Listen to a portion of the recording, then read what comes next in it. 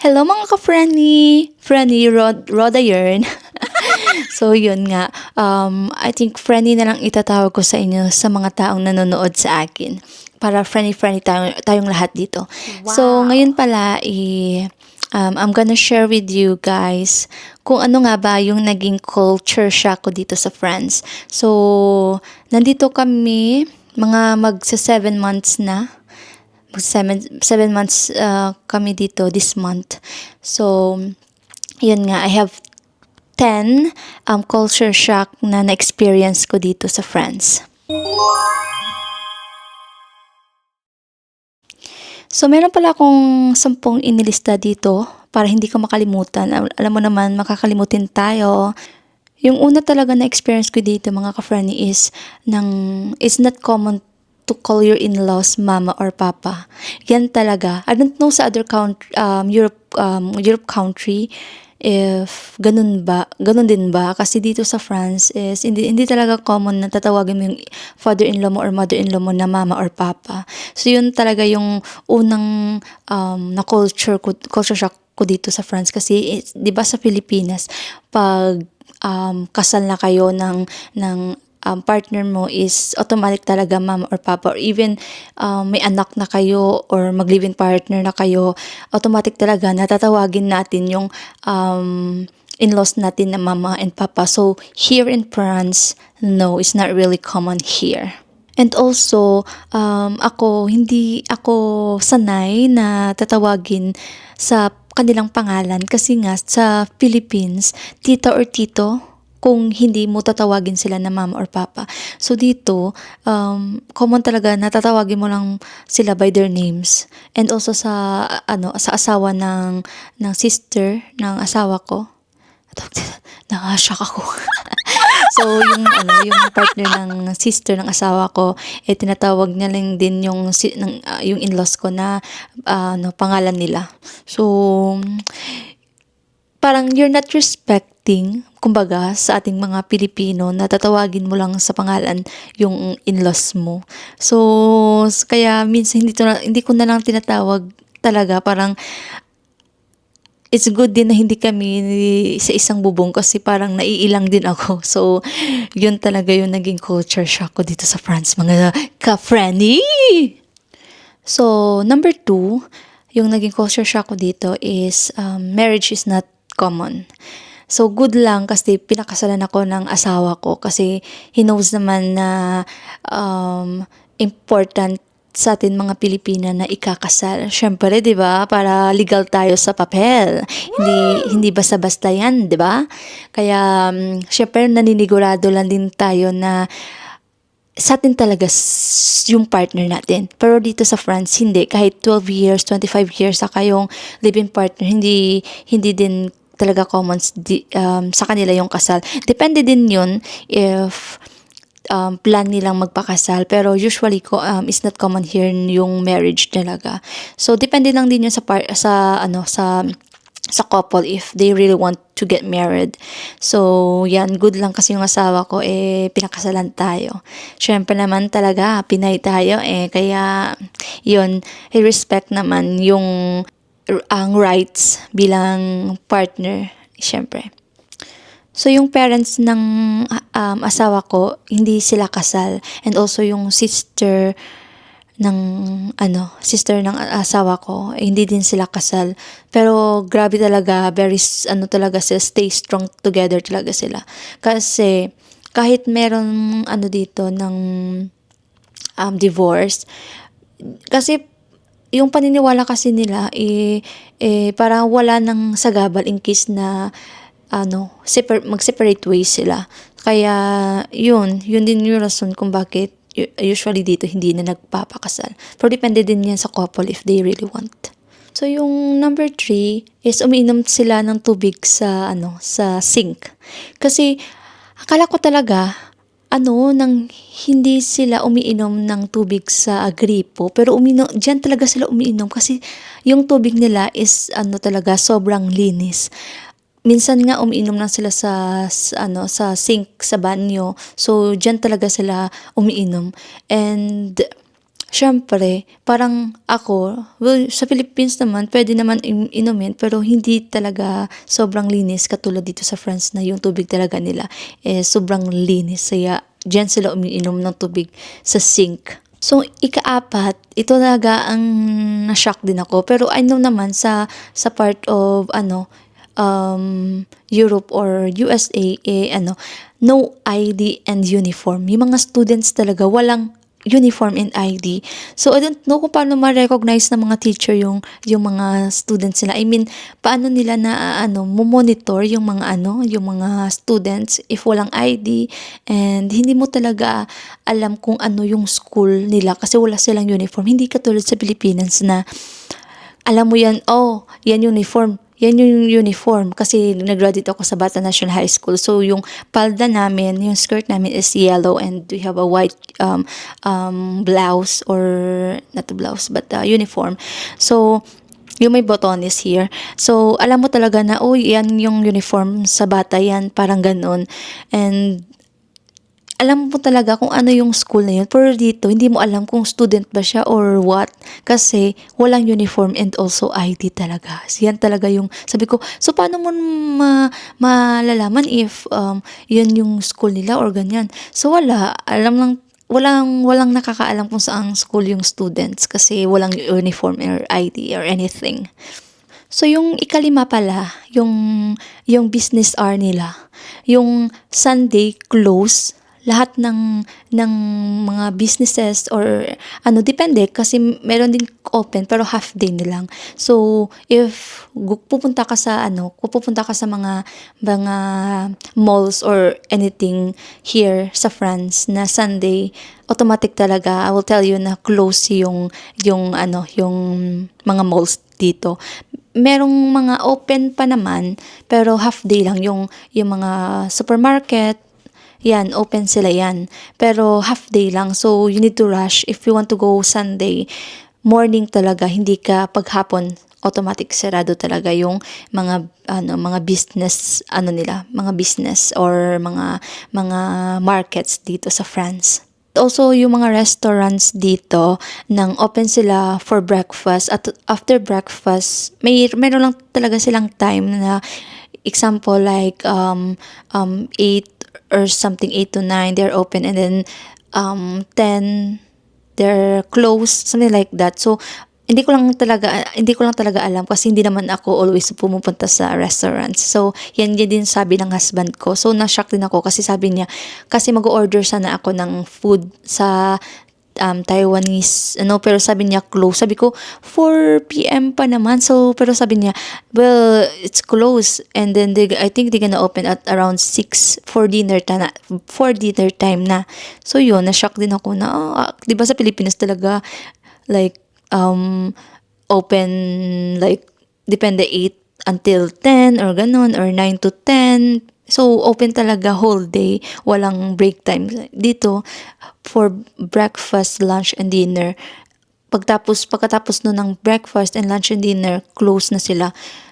Pag example ng breakfast, pagkatapos ng breakfast, magko-close na sila, open sila pagka lunch naman and then close naman sila, so dinner time naman sila mag-open. So yun yung mga restaurants dito sa France, hindi whole day open. So if you are a tourist or bago ka lang dito sa France and pupunta ka sa restaurant and hindi pa breakfast or lunch or dinner, close sila. So, hindi ka talaga magtataka kung bakit close kasi yan talaga yung hour talaga nila dito pag kailan sila mag-open. So, yan yung naging culture shock ko din dito sa France.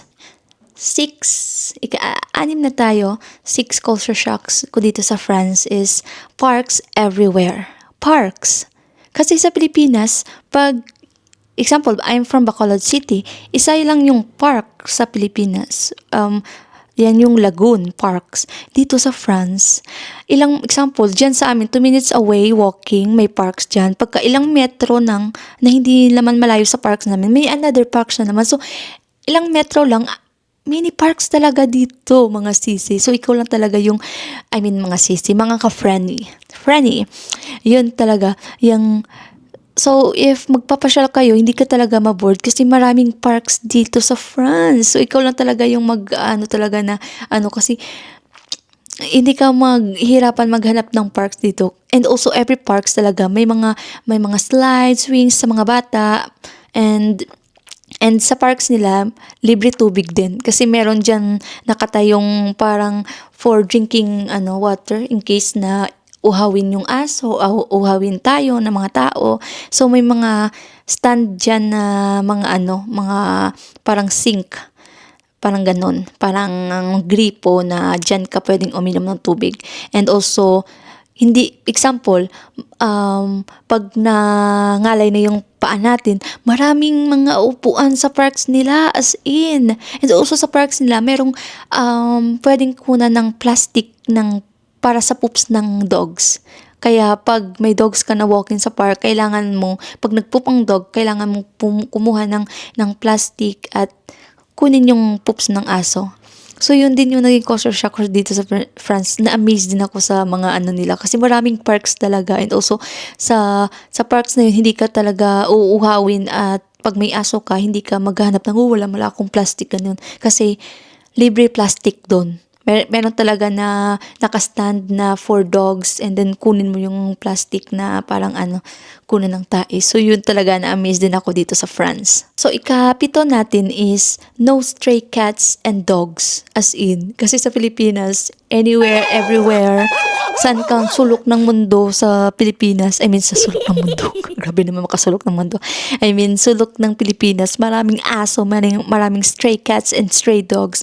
Pero dito sa France, wala ka talagang makikitang stray cats and stray dogs. Kasi ang good ng government dito kasi dapat kapon ba yan? Yun, is ng kapunin, kapunin, grabe naman kapunin. So, ikakapon yung, pag mayroon kang alagang aso at pusa, kakapunin yan. Ano ba Tagalog sa kapon? Kalimutan ko yung Tagalog sa kapon, pero, ilalagay ko na lang kung anong kapon. Yun, ikukunin yung itleg ng ng aso at pusa mo. So, kaya dito, kung ayaw mong manganak yung aso at pusa mo, gaganyanin mo talaga para hindi sila makapanganak. So, yun. Amazed din ako dito sa France kasi nung unang dating ko dito sa Toulouse, sabi ko, wala talaga akong nakitang aso dito kasi sa Bacolod sobrang dami. Sa Bacolod, I'm from Bacolod, di ba? So, anywhere, everywhere, kita talaga na aso na ganun. Kaya dito sa France, pag pumunta ka dito sa France, ibang-iba sa Pilipinas at dito kasi wala ka talagang makikitang stray cats and stray dogs. Nagtanong ako sa asawa ko kasi may pusa siya dati dito kaso nga lang yung pusa niya ay nandun sa parents niya. Kasi nung that time na pumunta siya sa Pilipinas, pinabantayan niya dun sa mama niya. Kaya, so yun, sterilize. Sterilize yung mga alaga mo dito para hindi manganak. Yung ikawalo natin is topless at the beach. Grabe. Pupunta kami sa beach ng asawa ko at si Chloe.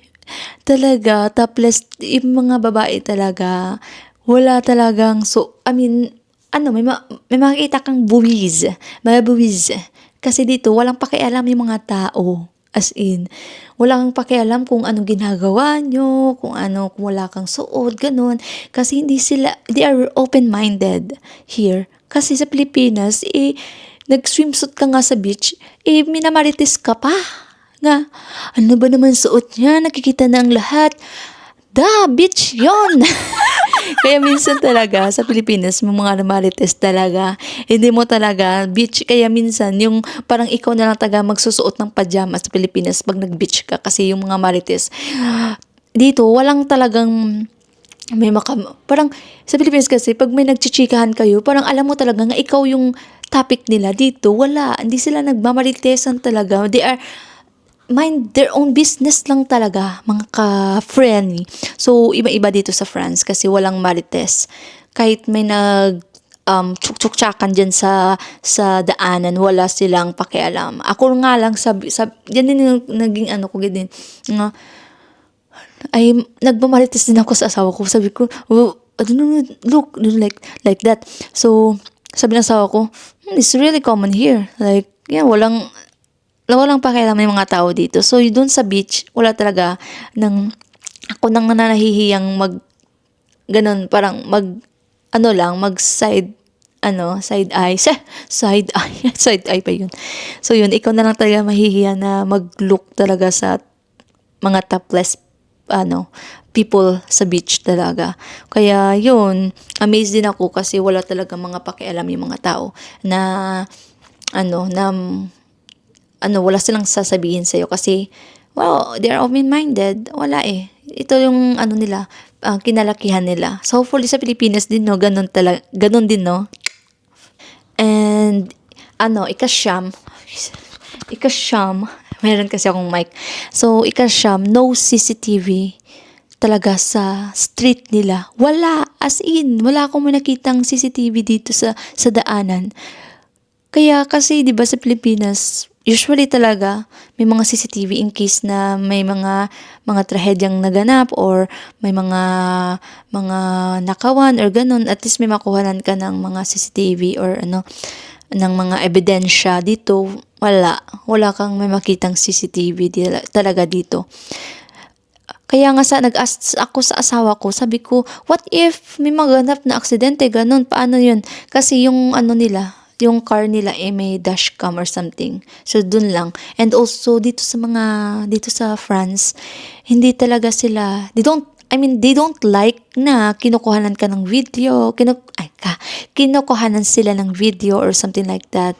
Yan din naging culture shock ng professor ko kasi sa civic formation ko, nag-share din kami about culture shock. Not culture shock, but culture in different country. Example, I'm from Philippines, I'm gonna share our culture or culture shock, ganon, maging culture shock sa Pilipinas, ganon.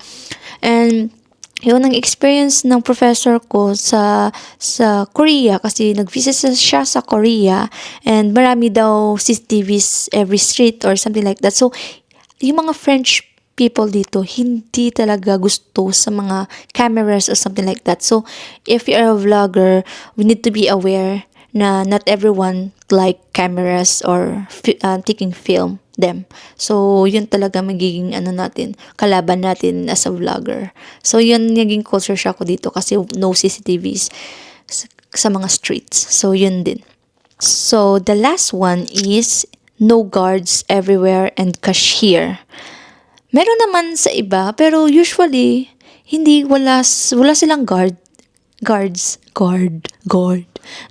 and cashier. Ikaw talaga yung magiging cashiera dito sa France. Kasi meron naman cashier in case na crowded, maraming mga namimili, ganun, may cashier sila, pero one lang. Sa Philippines kasi, Rayang all cashier, dyan talaga, long line. Tapos, pwede mong ilagay yung mga napamili mo sa bags mo. Meron kang backpack na ganun. Not backpack, parang nagnako ka naman.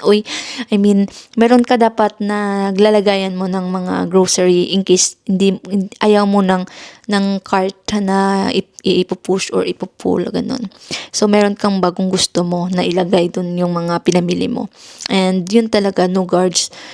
Kaya, parang, sa Pilipinas kasi, guards everywhere with the guns. Yan din naging culture shock ng asawa ko sa Pilipinas. Nasabi niya, why there's many guards here, ganun, and with the gun, with the long gun,